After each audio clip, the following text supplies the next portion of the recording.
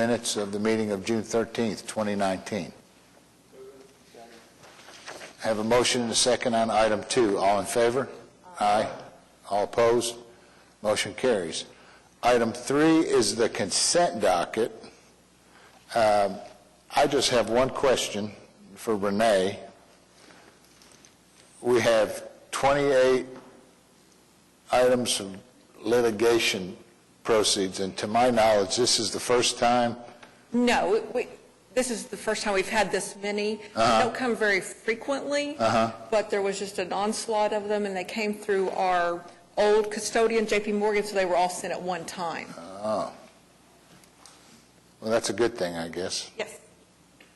What's the total? Did anybody add them up? Like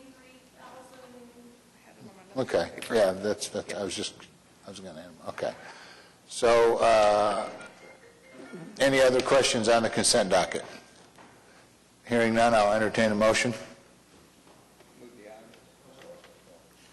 But just a second. Hold on.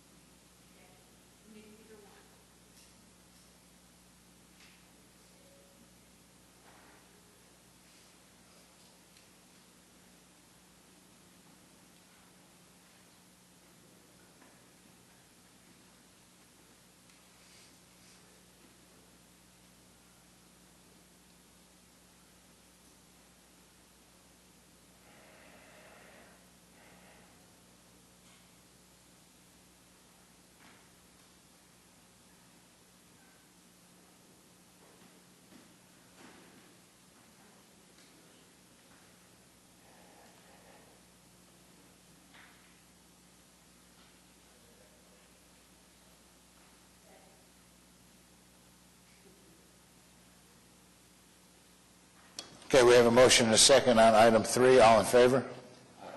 All opposed? Motion carries. Item 4 is presentation by Louise Gates, Gabriel Roeder Smith and Company. Good morning. It's a pleasure to have you here. Thank you. Pleased to be here. Can everyone hear me okay? Very good. And does everyone have a copy of the 2018 Actuarial Valuation Report? Very good. Thank you. Well, I'm pleased to be here today on this beautiful Monday morning in Oklahoma. The weather in Michigan is not quite as good. We've had more rain than sunshine. I'm going to talk about the results of the most recent actuarial valuation of the pension plan. And as you know, our work involves the measurement of plan liabilities and the determination of a contribution when coupled with investment income will be sufficient to pay off the obligations of the fund in an orderly manner. That contribution information is shown on page A-2 of your report.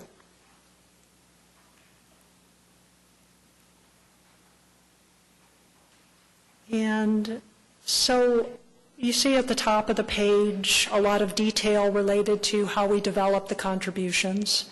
And at the bottom of the page, you see a summary and a comparison of contributions from the last report to the current report. And although we do our calculations as of the last day of the plan year, which is the last day of the calendar year, those contributions apply to the city's 2021 budget year, which we've denoted fiscal year or FY 2021 at the bottom of the page. Contributions are expressed as percentages of payroll. As a practical matter, when the city makes contributions to the pension fund, these rates are applied to employee payroll throughout the year. Then the money is deposited in the pension trust. So contributions are expressed as percents of pay. In terms of projected dollar contributions, the contributions for the 2021 budget year are expected to be about $9.5 million. That's higher than last year's report. And the reason for that relates directly to the investment experience of the fund during calendar year 2018, which is probably not a surprise to all of you here today. And that investment experience is shown on it starts on page B-3 of your report, so like balloon -3.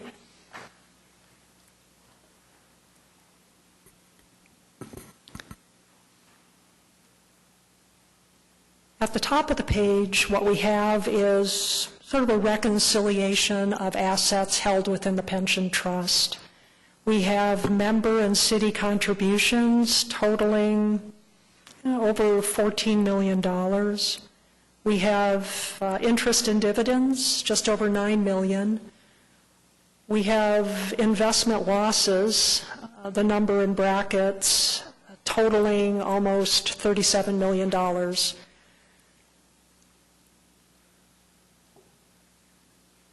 And we also have expenditures like benefit payments totaling over $35 million, refunds of contributions, and then the expenses of the trust. So at the beginning of the year, the assets held in trust, the market value, which is how most people think of assets, totaled over $742 million. The value of assets declined during the year by $52 million, which is pretty significant. And at the end of the year, we have a market value total of over $690 million. The rate of return on trust assets was about a negative 4.2%.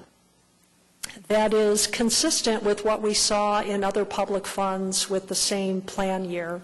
December was just terrible. It was a terrible time for the markets. And when we do our calculations, it's always on the last day of the plan year.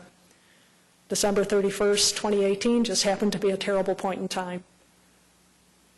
But it's sort of the luck of the draw. I mean, there have been times when December 2018 was a great time to value assets, and June 30th, not so much. On the next page, what we have is the development of the actuarial value or the funding value, or sometimes known as valuation assets. So when we do our work for you and we develop contributions and other metrics for the pension plan, we don't just use the market value of pension plan assets. Doing that would seem intuitive and natural and easy to understand. But the problem with using the market value of assets is that it introduces a lot of volatility. So in a year like 2018, if we were to use the market value of assets, you would end up with a contribution that spiked up significantly from the prior year, which makes it very difficult to budget for. In contrast, in 2017 was a great year for the fund. The return was over 16%. Using that would mean the city contributions would sort of plummet. So the markets continue to be volatile, and using this asset smoothing method helps to mitigate some of that capital market volatility. It's also a very common practice among public funds. And in the column titled 2018, items B and C we saw on the other page, the beginning and end of year asset values. We also have in item A the smoothed asset value at the beginning of the year. Item E shows the actual market return on investments, that's net of expenses, over a negative or more than a negative 30 million. Item E2 is what we expected the fund to earn based on actuarial assumptions, which was over $50 million. I'm sorry, I'm on page B-4. So we expected the fund to earn, based on actuarial assumptions, more than $50 million. The fund had a negative return. And so as a result, we have investment losses shown in item E3 of a negative $81 million. So the way the smoothing method works is we recognize 25% of this over the next 4 years. After that point in time, it's completely recognized. So item F shows, F1 shows 25% of the current year's investment loss. Item F2 was a gain, an investment gain from the prior year, 25% of it. And so you end up with a smoother value of assets from 1 year to the next. So item G shows the funding or actuarial or smooth value of assets. So the rate of return, once again, on a market value basis was a negative 4%, but by phasing in the investment losses, the smoothing method produces a rate of return of just under 4% net of expenses. It's worth noting that over the next 3 years, we expect to recognize investment losses totaling $37 million, just over $37 million. And that may be different next year depending upon what happens in 2019. So if everything happens according to plans or our projections in terms of investment income, we would expect the fund to recognize almost $10 million in losses next year. Those investment losses drive up the need for contributions.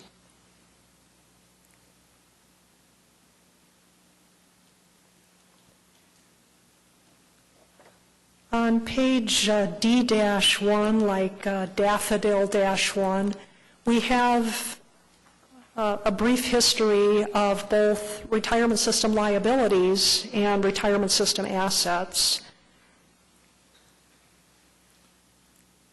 And you can see on page D-1 that this goes back to the year 2008. But you may recall last year that the system had a funding surplus. In fact, that was the case from 2017 back to 2013, which means that the value of assets held in trust exceed the value of system liabilities. Because of the investment experience in 2018, that is no longer the case. And if you look at the row 2018, you see system past service liabilities of over $727 million. I'm sorry, assets of over $727 million, but system liabilities a little bit higher at $730 million, which means that there's a small funding deficiency of over $3 million. The ratio of assets to liabilities gives us the system's funding percent, and that's a measure of the financial strength of the retirement system. And currently that is 99.6%, which is a very good number. It means that for every dollar of liability, you have 99.6 cents in assets. And I'm always curious about how this plan compares to the statewide retirement systems here in Oklahoma. And in terms of the system's funding percent, your system is still better funded than OPERS, the judge's plan, and the firefighter system. And that's really, I think, a tribute to the good work of this retirement board and prior retirement boards. Made a lot of good decisions, and it's reflected here in the funding of the plan. The only system that has a higher funding percent is the police plan, but they use different assumptions. And if the police plan were valued using the same assumptions that we're using, the funding percent would be lower.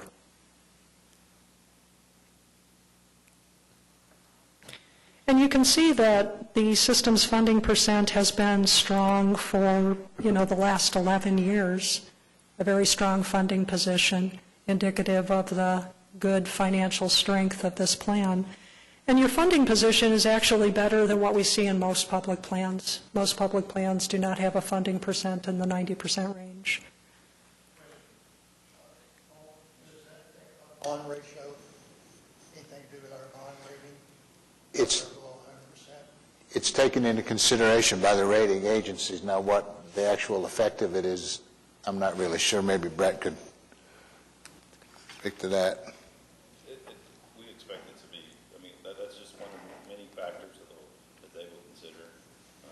It's one thing that we will have to explain to them now, that being below 100%. I think if I could just jump in here, another consideration, Ken, that you may be aware of is that there was a change in accounting standards about 5 years ago, and the city now, when they post information about the pension plan on the financial statements, they're actually using a different measurement date. It's the last day of the city's budget year, and they also use the market value of assets, for confusion purposes, I think. And I think that in addition, this information is also included in some of the historical schedules. So it makes it very difficult for someone to ferret out what's going on. But, And on page A-4 of your report, there's actually a longer history of the system's funding percent, the liabilities and the assets.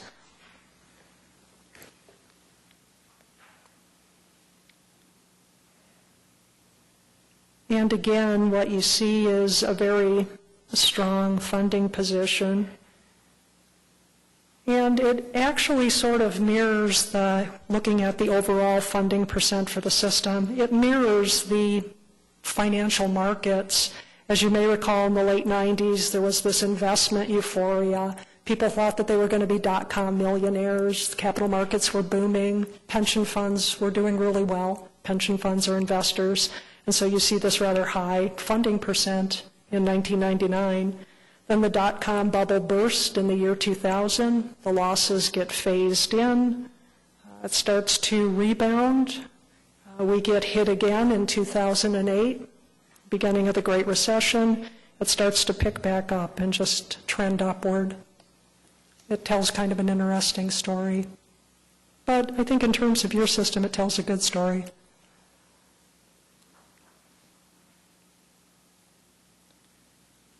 And finally, on page A-5, we have comments.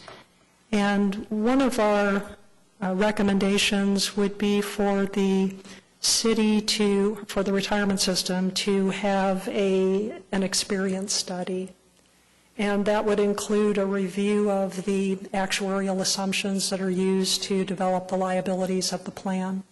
That would include things like the rates of retirement and the rates of mortality as well.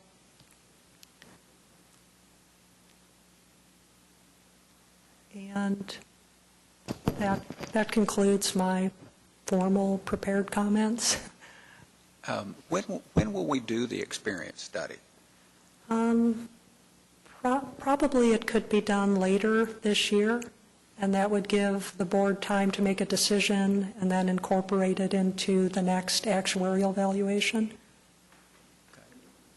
That's in the budget, isn't it, Renee? Correct, yes.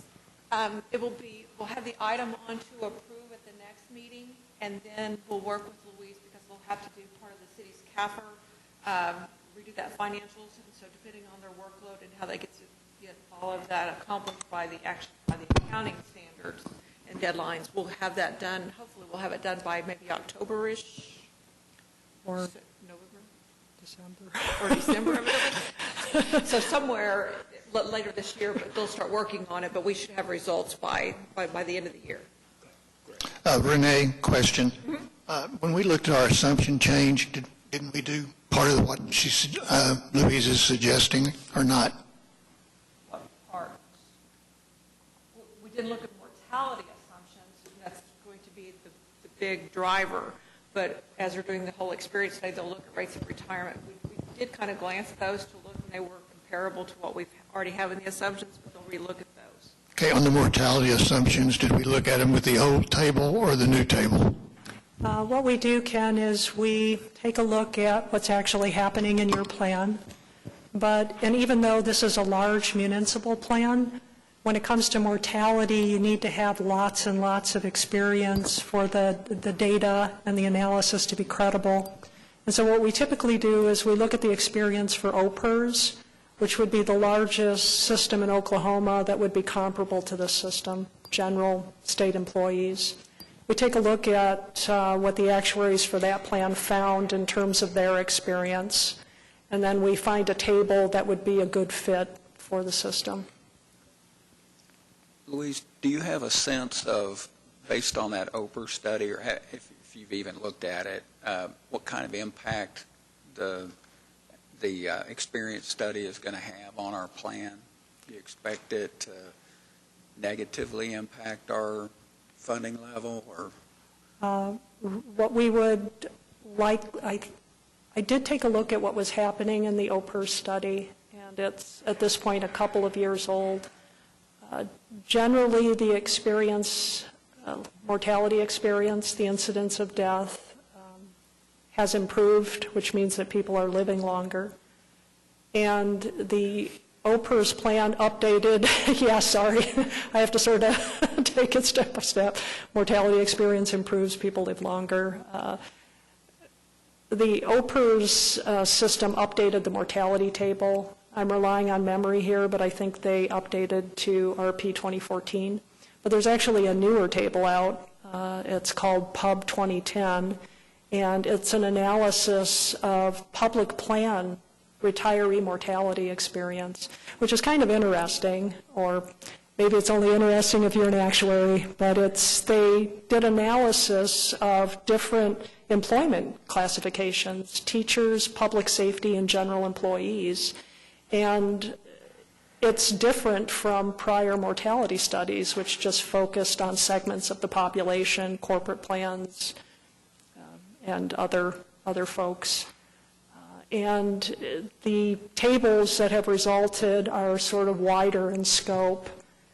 And I was just doing some analysis last week, and there's definitely improvement in life expectancy.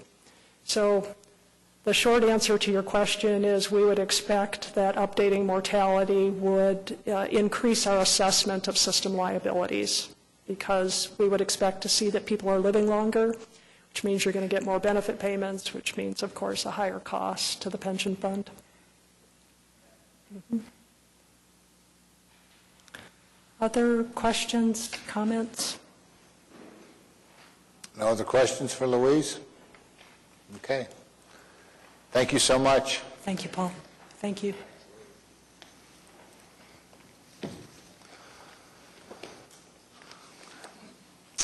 Item 5 on the agenda is to ratify approvals of 2 items. Second. I have a motion and a second on item 5. All in favor? Aye. All opposed? Motion carries. Item 6 is to approve the claims docket. Second.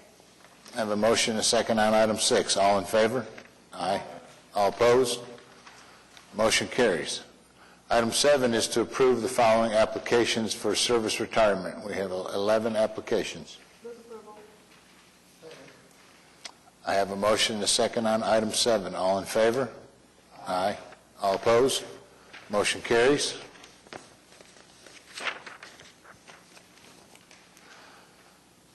Item 8 is to receive the report of death and approve continuation of the pension to spouse. I have a motion and a second on item 8. All in favor? All opposed? Motion carries. Item 9 is to receive the report of death, authorize the payment of the $5,000 death benefit, and authorize the Secretary to make necessary changes to conform on the following. I have a motion and a second on item 9. All in favor? Aye. All opposed? Motion carries. Item 10 is to ratify approval of the request to terminate vested rights and receive a lump sum distribution of his or her employee contribution account.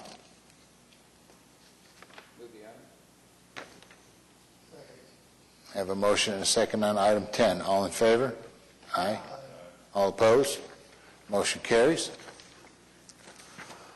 Item 11 is items for individual consideration. Item 11A is sending attendees to the Oklahoma Public Funds Trustee Educational Conference, September 25th through 27th, 2019 in Tulsa. Second. I have a motion and a second on item 11A. All in favor? Aye. All opposed? Motion carries. Item 11B is the budget for period July 1st, 2019 through June 30th, 2020. Anybody? Okay. I've got a motion. I need a second. Second. I have a motion and a second on item 11B. All in favor? Aye. All opposed? Motion carries. Item 11C is reallocation of funds from K2 Overseas Fund and the Kingdom Series Mauna Kea platform to managers on the K2 Mauna Kea platform. Tom is going to give us some information on that. Good morning, everyone. Glad to be back here. So if you look in your the booklet, the spiral-bound booklet, that's what we'll be referring to. And on page 1 is the executive summary.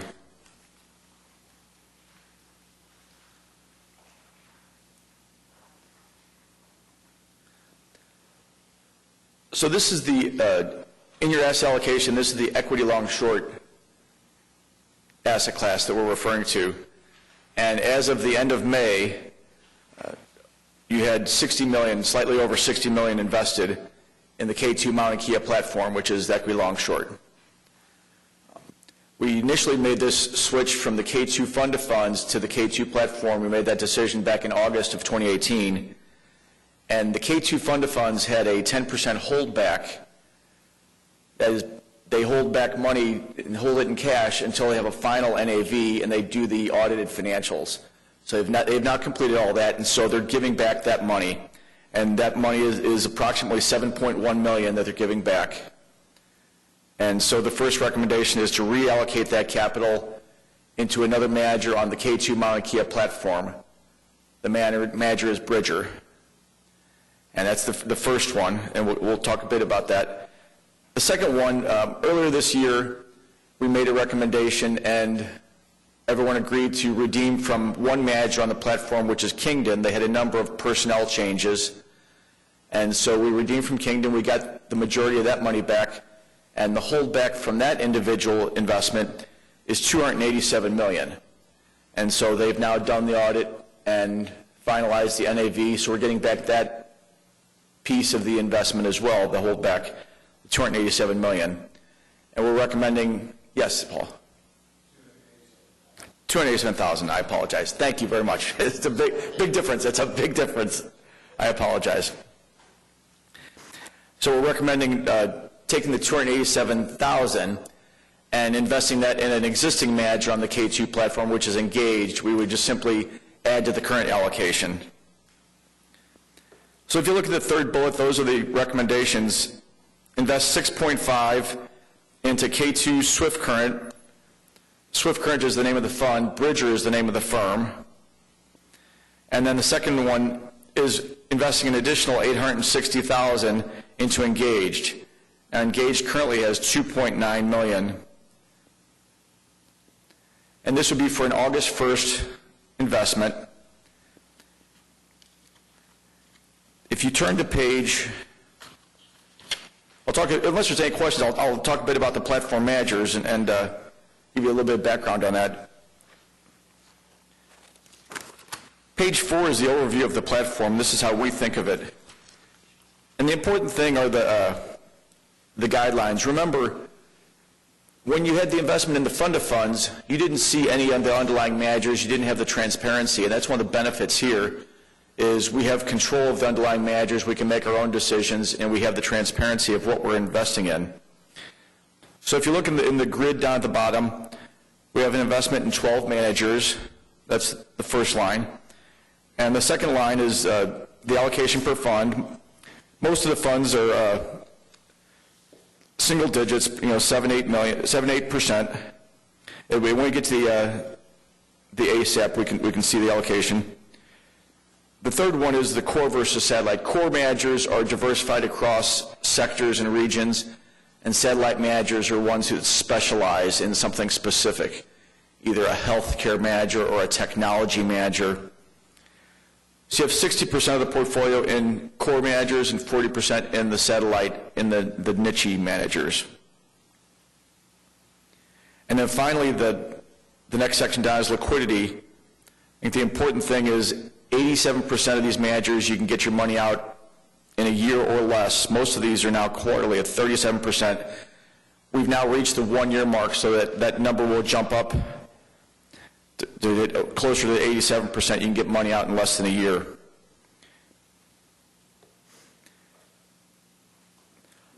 Up above in the boxes, you see the different manager names. In the green, the managers in green are the two that we're recommending. Swift Current Bridger is the new manager, and then on the far right, Engaged is the additional investment that we're recommending. Any questions on the portfolio parameters or the guidelines here? Okay. And then finally, if you flip to page 7,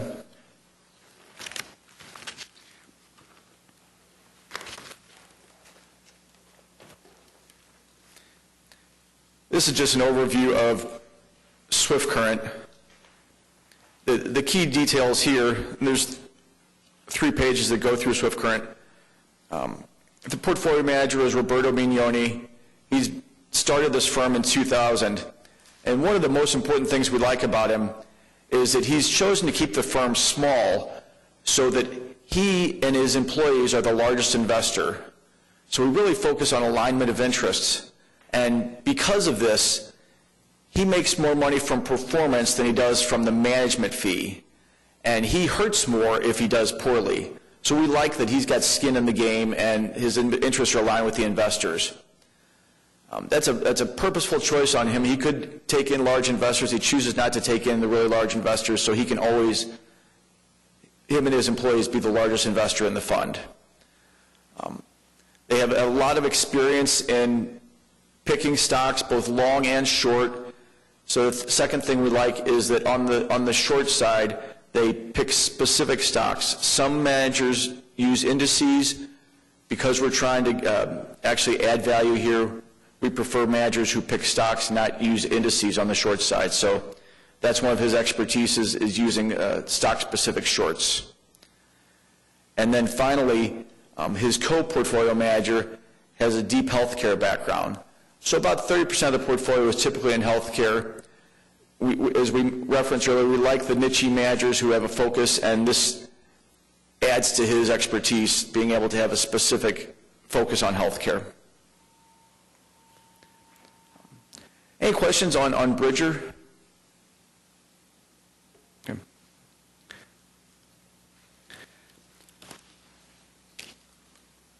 So that goes back to page 1, the executive summary. That's the recommendation. Invest 6.5 in Bridger Swift Current, and then an additional $860,000 into Engaged.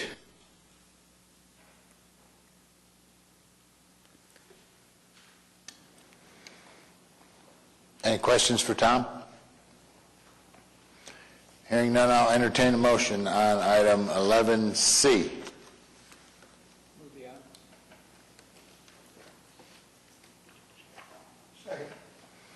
I have a motion and a second on item 11C. All in favor?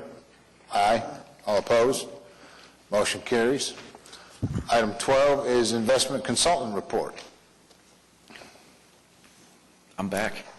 Tom's back. So if you go to your ASAP, which is the other stapled handout that we have,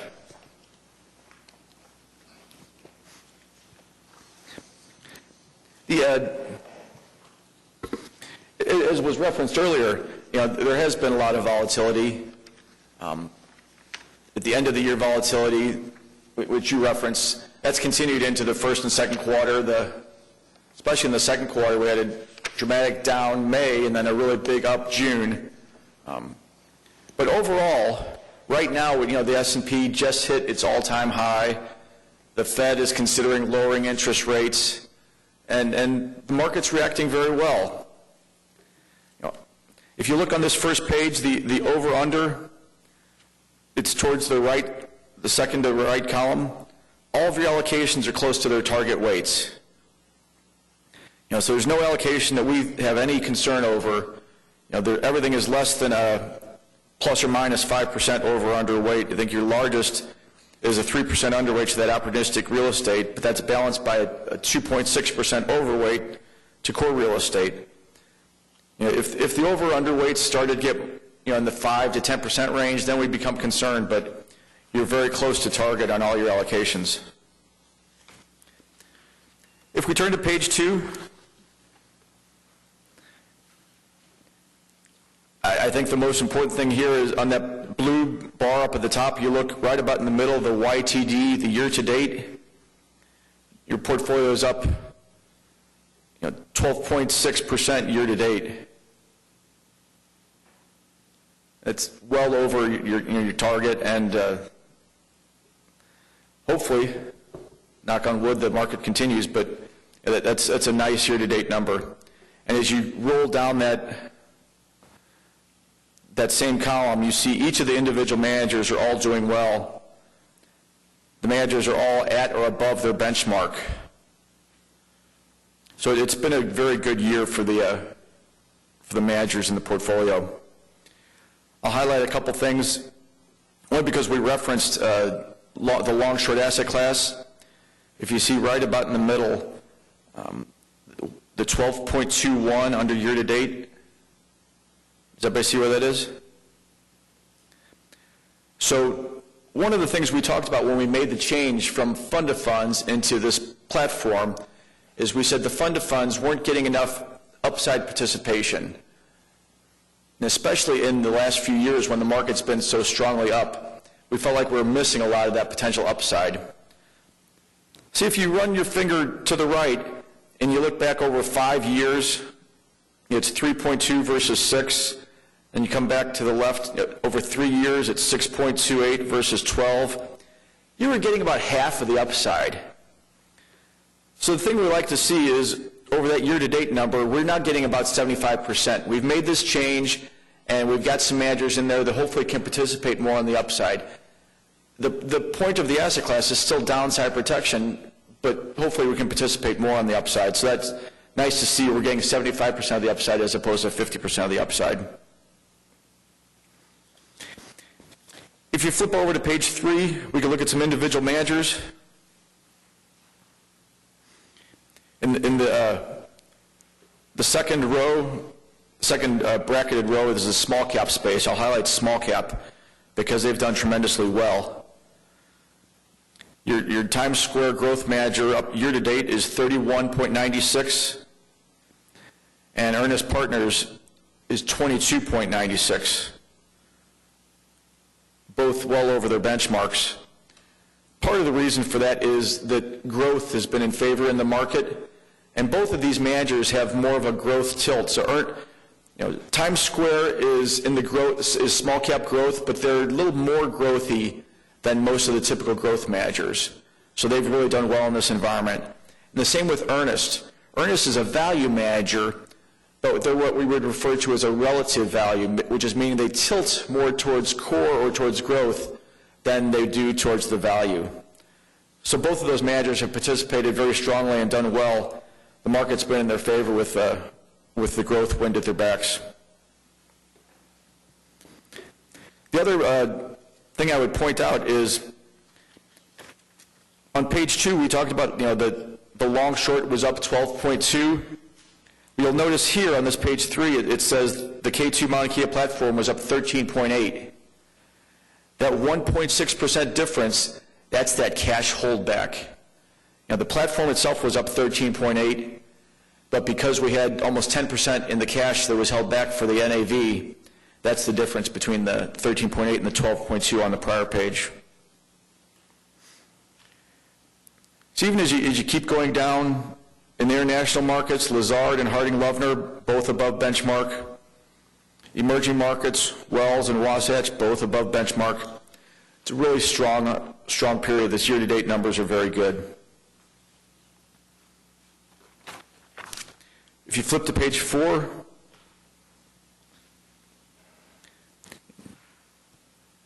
similar good performance. The managers in that year-to-date all above the benchmarks. Page 5, I had one comment on the cash flow activity. In June, you've had 2 different distributions in private equity and 1 capital call in private equity. But it's nice to see the frequent distributions coming back and being able to reinvest that in private equity. It's done well. And you flip over to page 6, and that's opportunistic real estate, which we referenced, slightly below weight on opportunistic, but we're okay with that because the core real estate's above weight.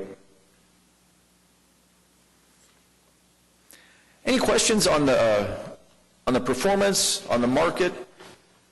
I'm glad to answer, attempt to answer any questions you guys have.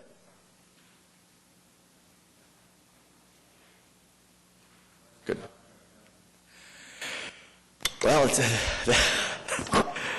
if we knew that, boy, we'd all be doing well.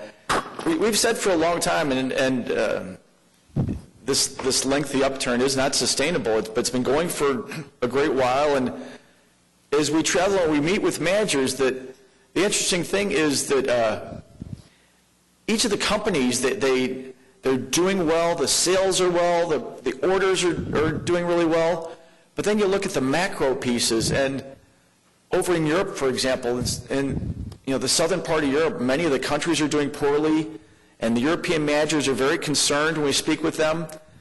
But the companies themselves, everyone seems to be doing well, so it's this dichotomy of how much impact will the macro environment have versus the companies and the actual people who are generating the revenue and making the sales.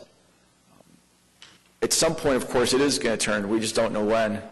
For right now, it looks like the downturn's been pushed out at least to mid-2020 is the best guess we have.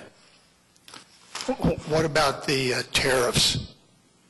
Possible tariffs affect the U.S. market more than the international, or vice versa? It's affecting the international market very much because China is such a big player that the tariffs have really impacted a lot of the European managers and a lot of the European companies because of the import and export from China. Tangentially, also that the Brexit has been a big weigh on Europe. But the interesting part about the tariffs is we really think that something will get done. And anytime that there's a tweet or any slight indication that they're going to have a positive outcome, boy, the market just rallies and runs. So if there is a positive outcome, I think it's going to be a tremendous wind at the back of the market. It's going to continue to run for a little bit. We think there will be a positive outcome, just don't know when. Thank you very much. Thanks, Tom. Okay, item number 13 is comments from board, staff, and citizens. I'd like to welcome Brett to the board. Okay, we are adjourned at 10:46. Thank you, everyone.